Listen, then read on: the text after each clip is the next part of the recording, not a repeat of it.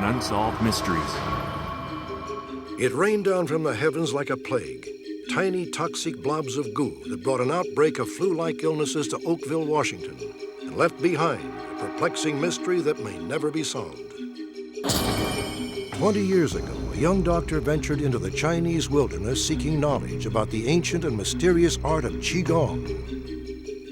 Today, AIDS patient Salem Babbitt believes the teachings of Master Hong Lu have given him a new lease on life.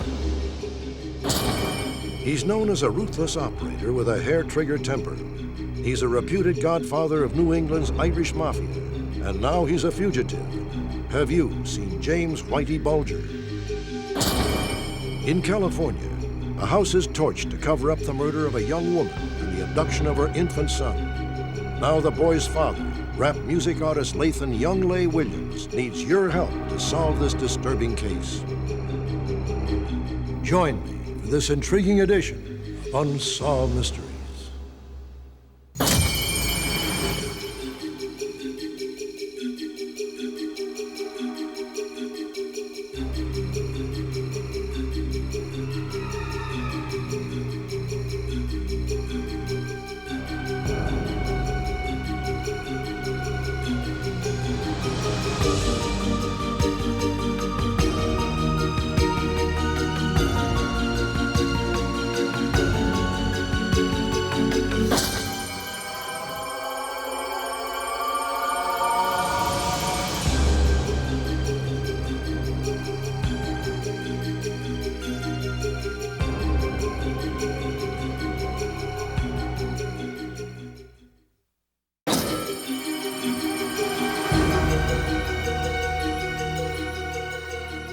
It came from the skies to wreak havoc on the earth. Strange blob-like droplets that look something like this. It sounds like a bad science fiction movie, but for a small town in the Pacific Northwest, there was nothing entertaining or fictional about the scourge that befell them in 1994. 6 times it rained down from above, leaving dozens of local residents ill and several pets and small animals dead. It all happened in Oakville, Washington, population 665. Here in Oakville, clouds fill the sky daily, bringing rain some 275 days a year. So when it began pouring on the morning of August 7th, 1994, no one was particularly concerned until they realized it wasn't raining rain. It was raining tiny blobs of gelatinous goo. It came down in torrents, blanketing 20 square miles, and brought with it something of a plague. I got sick, my wife got sick, my daughter, everybody that lived here got sick. Everybody in the whole town came down with like a flu, only it was a really hard flu. It didn't last like 7 days, it lasted like 7 weeks to 2 or 3 months. A local policeman was among the first to report the perplexing precipitation. Officer David Lacey was on patrol with a civilian friend at 3 a.m. when the downpour began. It's on the window there. I don't know. I want to build it up. Is that inside the car? We turned our windshield wipers on, and it just started smearing to the point where we could almost not see. And we both looked at each other and we said, you know, geez, this isn't right. I mean, we're out in the middle of nowhere, basically, and where did this come from?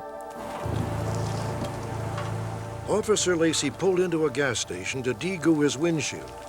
As an added precaution, he put on a pair of latex gloves. That's really weird. The substance, it was very mushy. It's almost like if you had Jell-O in your hand, and you know, you could pretty much squish it through your fingers. We knew it wasn't something that we would normally see because we had never experienced it before. So we did have some bells go off in our heads that basically said that this isn't right, this isn't normal. Local resident Dottie Hearn was equally baffled. By the time she stepped outside that morning, the storm had ended, but the blobs were everywhere. It looked like hail laying on top of the wood box and everywhere else. So I just went over and I touched it, and it wasn't hail. It was a gelatinous-like material. I have an appointment to By mid-afternoon, Officer Lacey had inexplicably taken ill. I was to the point where I could hardly breathe. I started to put together that possibly whatever the substance was, it made me violently sick, and ill, like I'd never had been before, to the point where, it just totally shut me down. Across town, Dottie Hearn wasn't faring much better. I started feeling dizzy. Everything started moving around, and it got worse, and as it did, I became increasingly nauseated. Mom! An hour later, Dottie's daughter and son found her sprawled on the bathroom floor. Have you been throwing up? Yes. Donnie, she's sick. She was cold, drenched with perspiration, pale. My mom had been vomiting. She had extreme vertigo. She complained that she had difficulty with her vision. Her vision was blurring. Dottie would spend the next 3 days in the hospital. The diagnosis, a severe inner ear infection. For some reason, as we were going out the door, I remembered the substance, and I wondered if perhaps it might have had some sort of an effect on her, if it might have made her sick. So I opted at that moment to take a sample of this gelatinous material to the hospital. A lab technician found the first startling clue. The substance contained human white blood cells, but exactly what it was and why it fell from the sky could not be determined. The goo was promptly forwarded to the Washington State Department of Health for further analysis. It was very uniform. There was no structure that we could see visibly or with a microscope. I set it up on various microbiological media and attempted to isolate bacteria. Mike McDowell discovered that the sample was literally teeming with 2 species of bacteria, one of which makes its home in the human digestive system. The initial speculation was that it might have been human waste from an airliner. And that would make sense. You would expect to find something like a human white blood cell in human waste. However, the FAA ruled that out because under the regulations, human waste is dyed blue. The substance was not blue. It was crystal clear in color. All told, the blobs rained down upon Oakville 6 times over a 3-week period. Dozens of people took ill. Several dogs and cats reportedly died after coming in contact with the toxic droplets. Included in the death toll was Sonny Barcliffe's 8-week-old kitten. But the nature of the substance and any connection it may have had with the outbreak remained a mystery. Here we have sample number 12876. Okay. Nearly a year after Dottie Hearn's illness, she took a sample of the material she had stored in her freezer to a private research lab. I saw what I think was a eukaryotic cell, which is basically a cell that has a definable nucleus and is found present in most animals. Translation: the goo was alive, but how in the world did living matter make its way into the clouds? The explanations are as mind-boggling as the substance itself.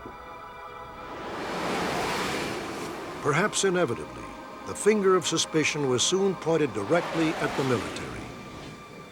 Someone theorized that since the Navy had been conducting live bombing runs at sea, they might have blown up a school of jellyfish. And of course, this jellyfish would have been thrown up into the air and floated 50 miles inland, and over a period of 3 weeks, fallen 6 times in the month of August 1994. I find that somewhat preposterous. Now, if that were jellyfish floating around up there for that long, they would have smelled to high heaven. The Air Force confirms that practice bombing runs are being conducted over the Pacific in August of 1994. However, they deny any knowledge of the unknown substance or any involvement in creating or dispersing it. The locals don't buy it. We had a significant amount of military aircraft flying over the home prior to this happening. Every day almost, slow-flying bombers, helicopters, all black in color. And we kind of thought maybe it might have come from them. They let off things in the air all the time here. And testing, you know, there's testing done all over the place. There's a lot of places you can't go into. Maybe we were a biological experiment of some kind, a small one, maybe just get people a little bit sick to find out, say if an enemy did come over here with a biological bomb or something and dropped it. Maybe just a test run to see what would happen. Translation, germ warfare. However, that seems unlikely, given the severe international restrictions regarding experiments with biological weapons in populated areas. At present, it's impossible to say what the strange goo was or where it came from. Unfortunately, all samples of the substance are gone, making further study impossible. Perhaps the answer will come someday soon, when the skies open up over another small community and the blobs once again fall to earth. Next, on a college campus in Texas, 2 brutal rapes, 1 unknown assailant. Now the suspect is identified and on the run after a chance encounter with one of his accusers.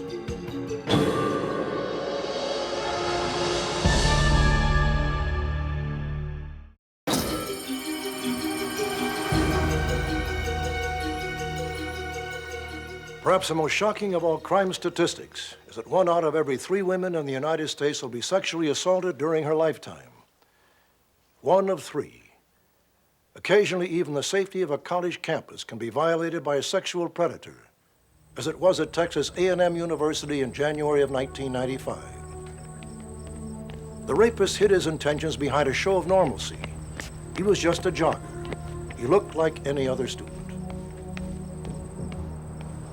When the jogger ran by the victim, he ran out of sight, then turned around and came back. She didn't feel at that time that that was really strange because of the fact that there are a lot of joggers that, you know, go to a certain area, they'll turn around, they come back, and they may come back the same way or they may continue a different route. Hey. Hi. A chilly evening tonight. Yeah, it's... This is a knife! The suspect kept telling the victim to do what he told her to do. Get on your feet. He also kept that knife within her sight, and she had every indication at that point that he would use that knife on her. 30 minutes later, the rapist disappeared into the shadows. University police soon released a composite drawing and character profile of the suspect. He was probably a college student. He would strike again. He would use that knife. We had to catch this guy. We had to identify him. We had to find out where he was, and we had to prevent him from performing another sexual assault. The profile was right on target. 3 months later, a knife-wielding assailant attacked another Texas A&M student.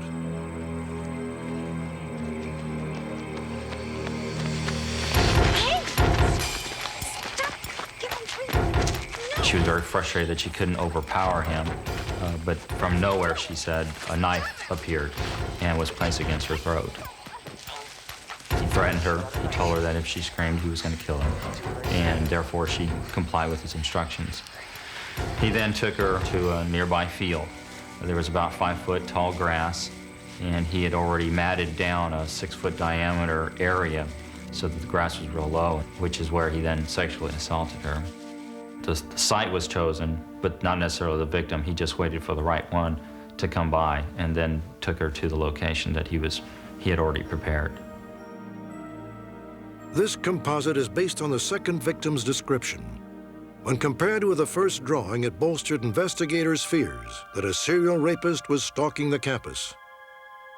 Upon reviewing the information that we had, we became very concerned that if it was indeed the same person, if he had committed one and committed a second, there was most likely going to be a third and a fourth and so on until he was stopped.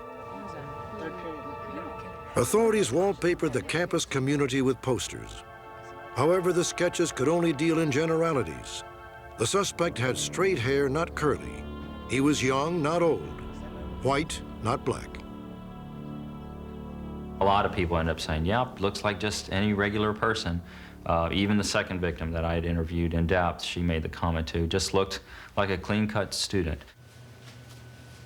The critical break came from the first victim herself. In November of 1995, 10 months after the assault, she stopped for groceries at a local market. Have a good day. Thanks. Howdy. How you doing? Hey. Fine, thanks. This is a knife. Do what I say, and I won't hurt you.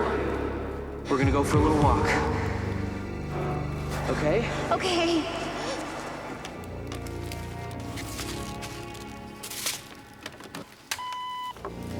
That'll be $42.57, please. Can I write you a check? Sure. Let go of me! This is a knife! Can I see your driver's license, please? Driver's license? Yeah.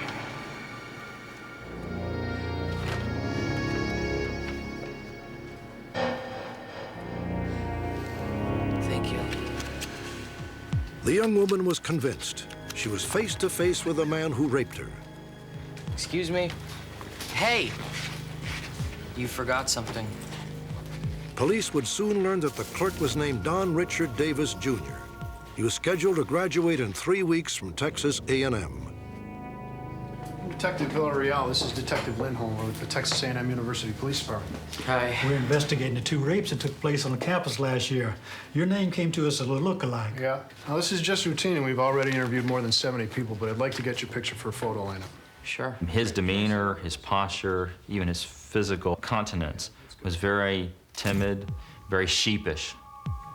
But interesting enough, we started to really study that picture and look at him.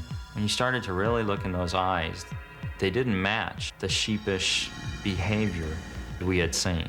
The eyes ended up reflecting a very thoughtful, aware, focused individual. When this photograph of Davis was shown to the second victim, she too identified him as the rapist. DNA was the clincher. Police say that preliminary tests showed with 90% certainty that Davis and the rapist were one and the same. In January of 1996, Don Davis Jr. was arrested and charged with aggravated sexual assault. Those who knew him were incredulous. Teachers praised his abilities and his works. His peers liked him very much.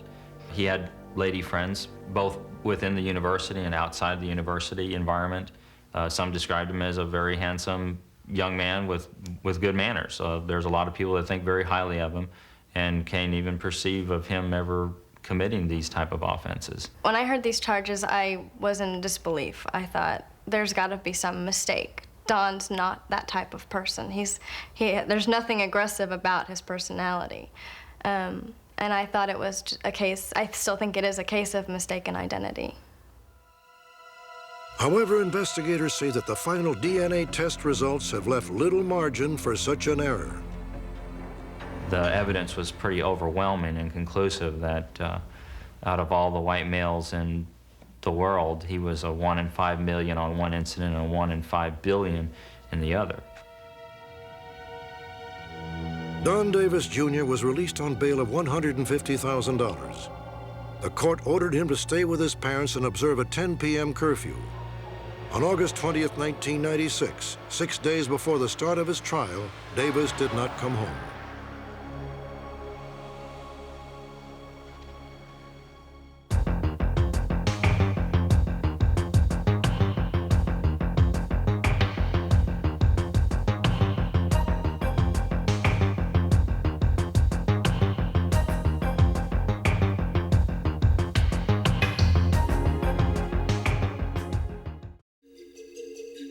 Coming up, the authorities say Whitey Bulger ruled the Boston underworld for more than 20 years. Now they need your help to track him down. But first, the mysterious art of Qigong. Can this ancient Chinese practice harness a body's natural energy to help heal the sick?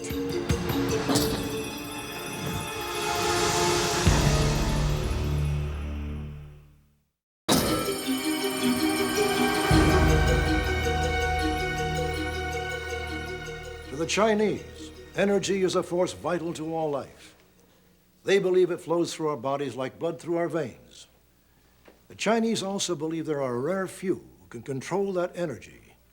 Healers who have mastered an ancient and mysterious art known as chiong, literally the exercise of energy.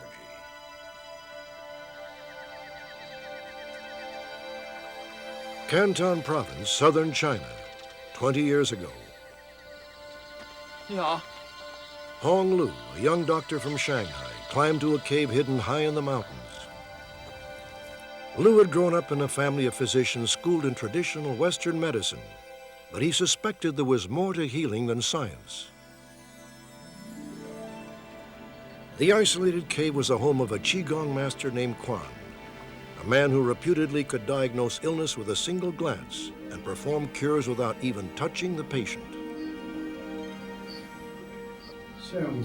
For 8 long years, Hong Lu worked with Master Quan, learning how to tap the energy of the universe to find enlightenment and heal the sick. Today, Dr. Hong Lu is one of 12 Qigong high masters in the world. He lives in Southern California and is the only one of those masters practicing in the United States. 气功不是万能的，气功 Qigong is not a miracle cure. 气功可以治疗一部分的疾病， Qigong can improve health. 气功不是能做所有的人的。 Qigong can cure some illnesses, but it cannot cure every illness. I really wanted and hoped that there was somebody out there that had a magic wand that was going to wave it over me and say, oh, you're cured, you have your full use of your left side back. That's the kind of, that's where I was coming from at the time. That time was December 1994. Salem Babick, accompanied by his mother, made his first visit to Master Lu. Salem was in the final stages of AIDS. He was partially paralyzed, losing his vision, and had recently been diagnosed with PML, a brain virus that is swift and deadly. You okay?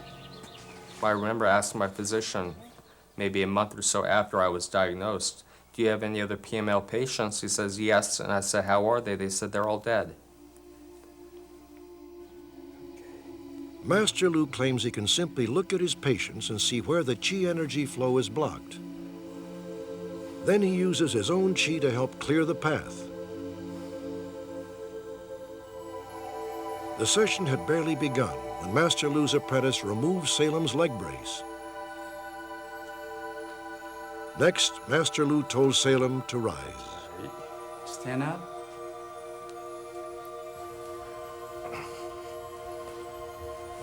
Okay, don't worry. Okay. Don't worry. Okay, close eyes. I was amazed. I couldn't believe that I was standing without the aid of anything. It felt like something was coming into my body from afar, from behind me when Master Lu was working on me. It felt like something was penetrating my skin and as a result making me stand upright. Every time I felt myself leaning this way or leaning that way or falling, he would just push his energy into my body and that would make me stand upright again.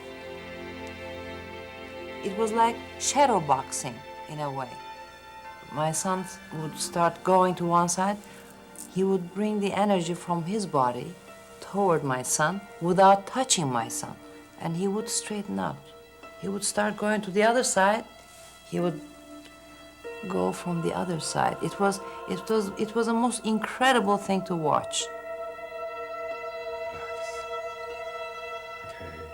From that day on, weekly sessions with Master Lu were a regular part of Salem's therapy.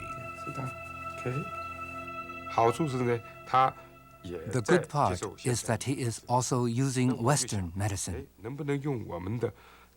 So that's why I think if I use Qigong with Western medicine and they work together, what will happen?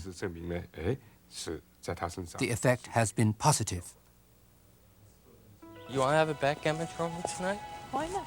To Salem, the result was nothing short of miraculous. Within 6 months, he had regained 80% of the mobility on his left side and could walk without a brace or crutch. Salem's dramatic improvement amazed everyone, especially his Western doctors.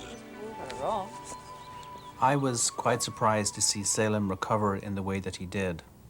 In my experience, patients with AIDS and PML do not improve, they deteriorate. I've never had a chance to play Batman with her. It's clear that for the moment at least, Salem has beaten the worst odds. His doctors credit a new approach to drug therapy that uses a combination of AIDS drugs rather than one at a time. Salem, however, is convinced that Qigong was a crucial component. I cannot say Master Lu cured me, but he definitely brought me to the road of recovery. If you can imagine coming from the point of being diagnosed as somebody who's just as good as dead to where I am now, I mean, it's just, I'm elated. I'm totally elated. Salem Babic is now one of thousands worldwide who practice Qigong, sometimes in group sessions like this one. Debbie Patella has a bone marrow disease, a condition that is often a precursor to leukemia. For Debbie, Qigong is a full partner in her therapy. It's not a cure, but a way to alleviate the side effects of drugs prescribed by her doctors. I don't have any of the symptoms anymore. I don't get the headaches. I don't get nauseous. I have tried everything, you name it. Nothing has ever given me the energy that Qigong has done for me. I wish I would have known about it a long time ago.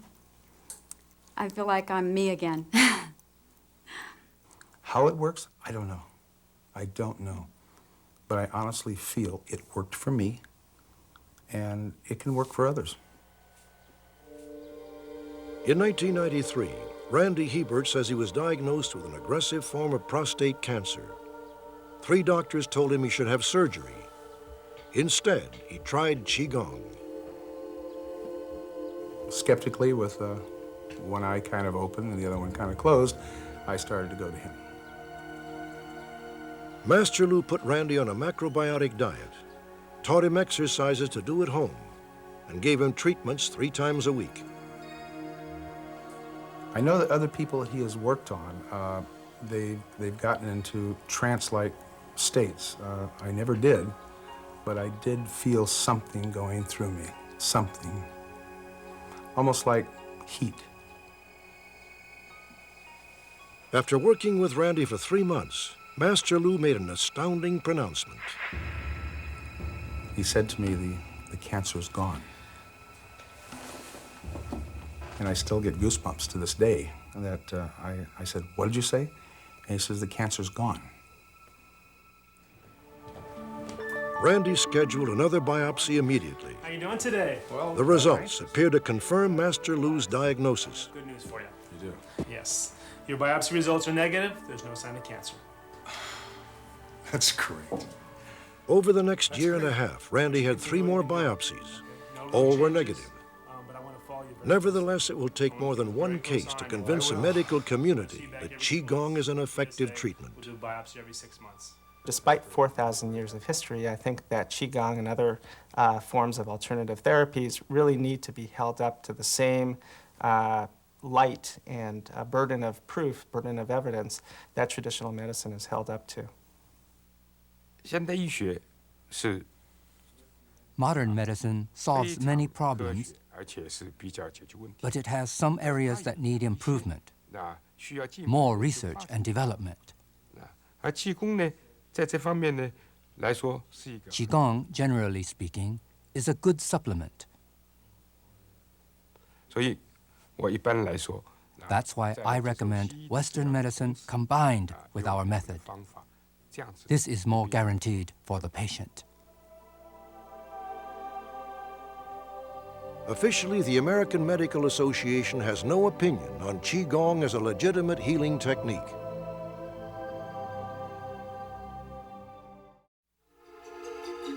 Next, join the search for Whitey Bulger, the reputed godfather of Boston's Irish Mafia. And later, a rising rap star searches for his infant son and the people who kidnapped him.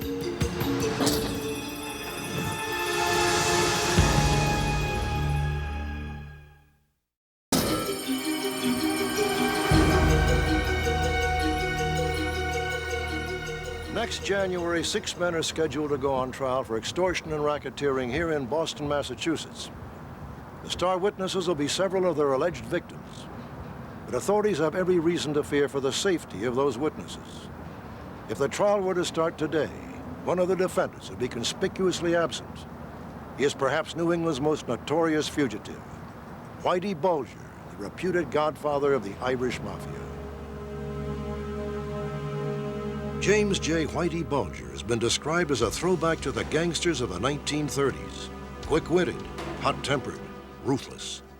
A petty thief turned bank robber who spent 9 years in federal prisons, including Alcatraz. After his release, Bulger allegedly established an empire in South Boston. According to the authorities, Whitey ruled his turf with an iron fist for more than 20 years, and in the process earned an estimated $25 million.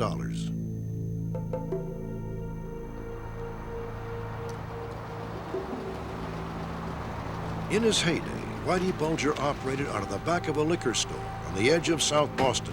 Hey, doing, Sean? Good to see you.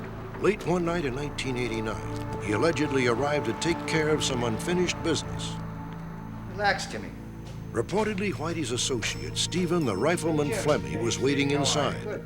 Their guest of honor was a local tavern owner named Tim Connolly, whom Whitey had allegedly targeted for extortion. Oh, fine, thanks. Sit down. How's your family? Good, Jim, thanks. Good. Timmy, I got a problem here. I get this guy, he owes me $40,000. And he decides the way he's gonna pay me back is take a mortgage out on his house. Get that paperwork in. Yeah, and something's happening here, and my friends aren't helping this guy along. Whitey!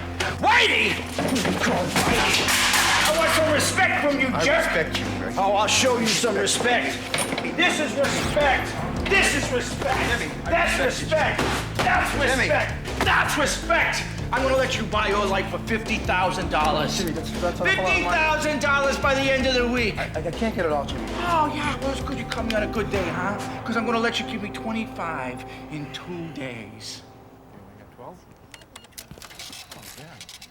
2 days later, Tim Connolly claims he did the only thing he felt he could do. He returned to the liquor store with $25,000 cash. How are you, Tim? Good, Jimmy. Yourself? Good. Going down to Florida? Yeah, I'm leaving in the morning, Jimmy. Good. Bulger realized that he got half of the money back and Connolly had promised the other half, and that everything was forgiven. Connolly claims that Bulger then came out, put his arm around him and said, "Now you're our friend again." Thanks. But Tim Connolly apparently did not feel as enthusiastic about the friendship. He went to the FBI. They, in turn, began building a case against the so-called Don of South Boston. James J. Whitey Bulger came from a prominent local family. His older brother, Billy, is a former state senator and the current president of the University of Massachusetts. But by all accounts, Whitey was a wise guy from day one. In South Boston, you very often had, in real life, angels with dirty faces, where Jimmy Cagney is the bad kid and Pat O'Brien becomes the priest. That happens over there. I know many families that have a priest and a gangster in the same family, or a gangster and a police officer in the same family. It's very common in that culture. South Boston is an insulated Irish Catholic community, a place where Whitey Bulger, known to his friends as Jimmy, felt right at home. Talk to Frankie. Yeah, some of his guys don't know where north ends and south begins. Listen, we gotta talk to Frankie. We gotta get that straightened out. South Boston really believes that we look out after our own, and that's what Whitey Bulger was all about. In South Boston, Whitey Bulger was widely viewed in the working class as our gangster. Yeah, he's a wise guy. Yeah, he'll hurt you if you deserve it or if you cross him, but he's a gangster with scruples. He's a guy that will keep an order, a certain order to the underworld. People maybe loved the fact that they felt that he took care of the community, that he would be the guy that would carry the groceries of the elderly woman that was, getting out of a taxi and trying to get up to her apartment, or would help a little boy that maybe had a dog, his dog died, would go out and buy a dog for a little boy. But he also was viewed as somebody that you didn't cross. Oh, wait, look who we got here. Hey, Bobby, come over here. Bulger reportedly had no qualms about flexing his muscle in full view of the neighborhood. Hi, Jimmy. Hi, Steve. Nice seeing you both. It's not nice seeing you, Bobby. Steve, they're gonna close me down. Last month I had to come up with a double month's rent for these people. Stephen, I swear, if only... Bobby, Friday, 2 o'clock. Friday, 2 o'clock. Jimmy. Whitey Bulger absolutely controlled what went on in South Boston. In fact, nothing happened in South Boston without his approval. Every bit of illegal gaming, loan sharking, drug dealing, he had a piece of it. If it happened, he had to sanction it, and he had to have a piece of it. From time to time, the feds brought Whitey in for questioning, but they never had enough evidence to nail him. For all intents and purposes, Whitey Bulger was untouchable. Whitey Bulger is the master of eluding surveillance. He learned quickly how to avoid, being caught. He never said anything incriminating in any confined place. And he had a real habit of conducting all of his business outside. But the Boston Globe has reported there was another reason Whitey was never busted, that he was actually working with the FBI as an informant to bring down the Italian mafia. I think there was always a split within the FBI. I think there were some agents who, for their own reasons, wanted to use him as a resource and probably liked him at one level. And I think there were other agents who looked at him and said, he's just another gangster. Those are the people we're supposed to be taking off. What I can tell you is that when it comes to matters within the FBI involving informants and sources and witnesses, cooperating witnesses, we just do not talk about that. That is not something we speak about in public. John Gamble has been on the Bulger case since 1990. By that time, Whitey had set up his office on Castle Island at the tip of South Boston. Just across the harbor was Boston's busy Logan Airport. You have planes coming over, you have joggers running by, you have dogs barking. It is a perfect location to avoid having people like me listen to you. What do you think? Bulger also used a technique the FBI has labeled disciplined randomness. When I was watching Whitey, he might be sitting and talking with somebody, and I have literally seen him having a conversation with somebody, look at his watch, and go 3 benches down and sit down and continue that conversation with these people 10 minutes later, and then move again in 10 minutes. Hey, Jimmy. I've been there when it was 20 degrees, I've been there when it's 94 degrees, and he's been out there. He had a select group of trusted associates, and they would be the go-between. They were the ones that would go out and deal with bookmakers and loan sharks and pick up money to bring back to Whitey. Very rarely did Whitey make an appearance and actually have a face-to-face confrontation. He left other people to do his dirty work. But unfortunately for Whitey, he made an exception in Connolly's case. I'm gonna let you give me $25,000 in 2 days. Now get out! And if I don't get the rest of it, this is you! Tim Connolly turned to the FBI because he was scared. And I think Connolly decided that it was time to start talking. Are you implying that Mr. Bulger threatened you, Mr. Connolly? Connolly provided authorities with the evidence needed to build a federal racketeering case against Bulger. In January of 1995, Whitey was indicted, along with his associate Stephen the Rifleman Flemmi. Also indicted was Cadillac Frank Salemi, the boss of New England's Italian Mafia. But in true Whitey fashion, Bulger managed to slip through the authorities' grasp. I think that the law enforcement rushed the arrest a little bit because they were worried that they were going to lose their intended targets, that they would all take off. And so they grabbed Stevie Flemmi, and when they did, they were unable to locate Frank Salemi or Whitey Bulger. 6 months later, they found Frank Salemi in Florida, but they have yet to find Whitey. I think a lot of people who have had dealings with Whitey and who are going to be witnesses in the upcoming case are probably nervous about the fact that he's not in custody.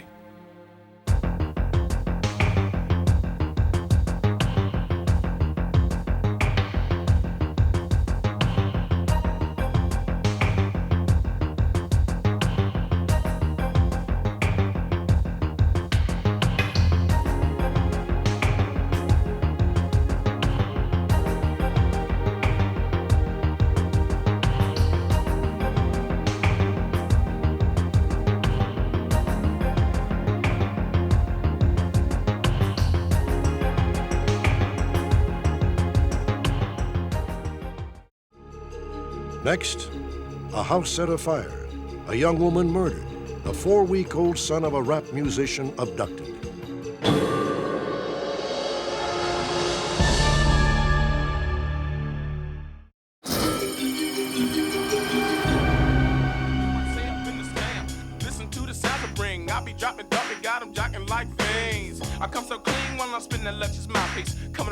His name is Le-Zahn Williams, known to his fans as Young Lay, a rising star in the rap music world, and now a young man at the center of a bizarre double mystery.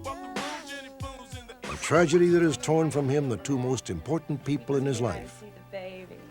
A case that has stumped police in Vallejo, California for months. In the spring of 1996, things were going well for Le-Zahn Williams. He had recently signed a recording deal. This new video was about to be released, and his girlfriend had just given birth to their first child, a boy named Le-Zahn. What I feel about Le-Zahn was, it's the first son, you know what I'm saying? I'm finna, the summer finna come, you know what I'm saying? I'm finna be with him, you know what I'm saying? Take care of him. It was experience to me, you know what I'm saying? And I was happy. Le-Zahn's girlfriend, 17-year-old Daphne Boyden, lived with her grandmother in Vallejo. Daphne was working hard to finish high school while caring for baby Le-Zahn. On May 17, 1996, Daphne's grandmother, Reva Lee Boyden, was getting ready to go to her weekly bingo game when the doorbell rang. Is Daphne home? Yeah, come on in. She's in the back. Daphne, you have company. Daphne was getting a lot of visitors. She was a mother of a local rap star's baby. Everybody wanted to see Le-Zahn's son. We just came by to see the baby. Oh, yeah. so cute. Y'all can sit down. Daphne, I'm going to play bingo. I'll be gone a couple of hours. Reva Lee didn't recognize these two girls, but Daphne obviously knew them. Everything seemed fine. Reva Lee couldn't have been more wrong. An hour later, she was rushing home. Neighbors had told her that her house was on fire. She had no idea whether Daphne and Le-Zahn were still inside. I tried to break her loose. He said, no, don't go in.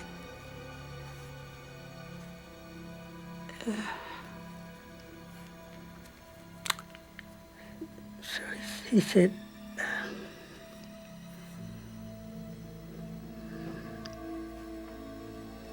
your granddaughter's dead.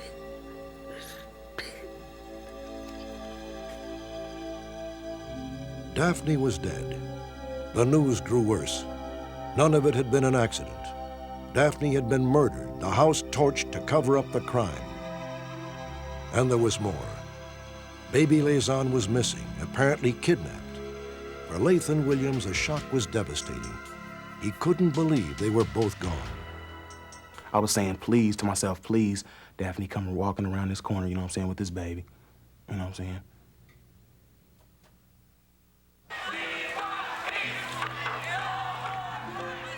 Daphne's death outraged the community.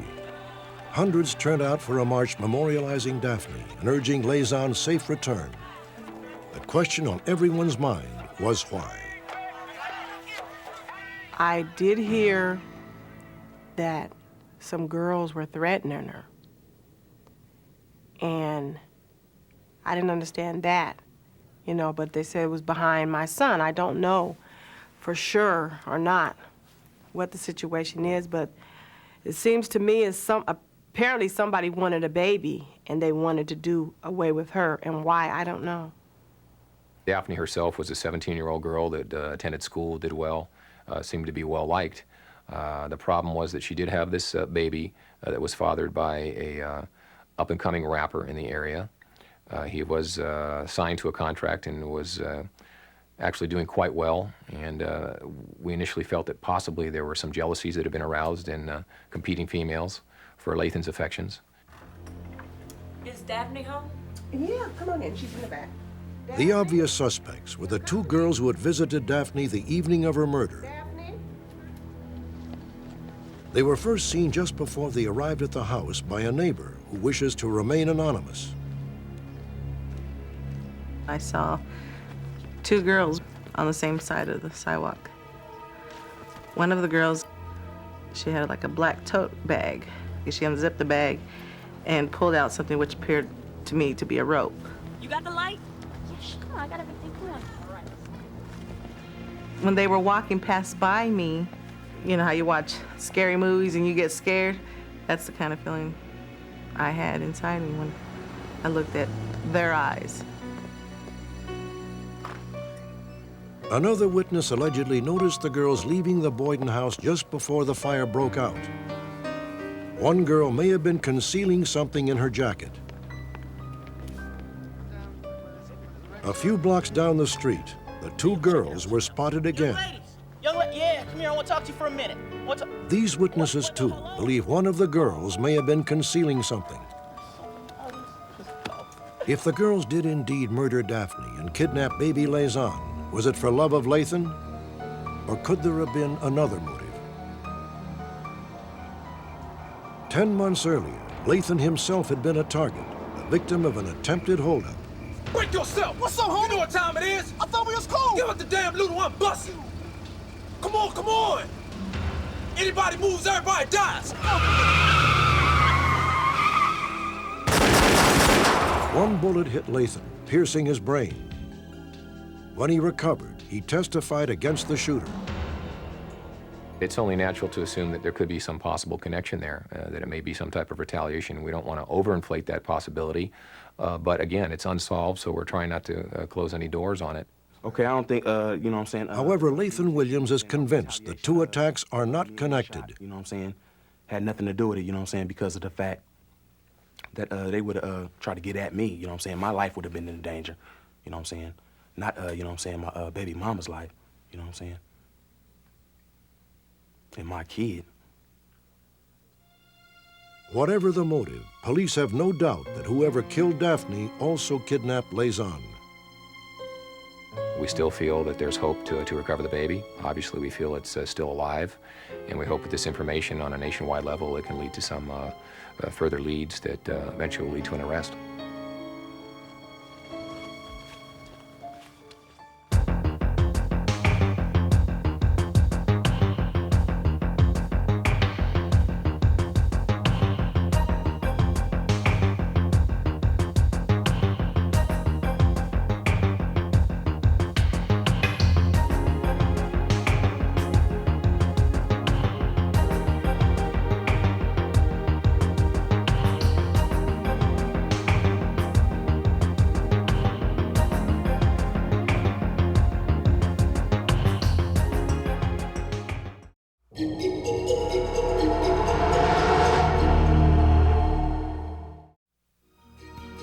On our next Unsolved Mysteries, a deranged ex-policeman and his wife, a homemade bomb, an elementary school held hostage.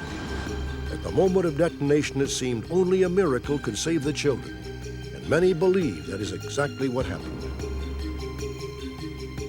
Join me next time for another compelling hour of Unsolved Mysteries.